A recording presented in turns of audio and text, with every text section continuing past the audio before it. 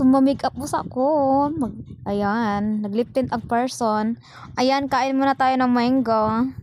So, grabe kasi nag-crave ako ng mango mga idol. And, of course, favorite ko talaga yung mango din. Lalagyan ko siya ng toyo and konting asin and asukal. O, diba? Ay, nako.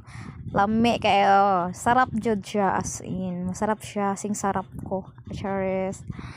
Nya, dahil. Nag-video ko yung anak dyan. Nya. Siyempre, kay mahilig tayo kumain ng asim. Tingnan yung mukha ko. Hindi na sa sobrang asim. Sobrang asim talaga yan dyan. As in. Nangangasim na ako sa sobrang asim. Pero masarap siya. Kahit na masim, masarap pa rin siya. And yan, kanta-kanta ko din, Jai.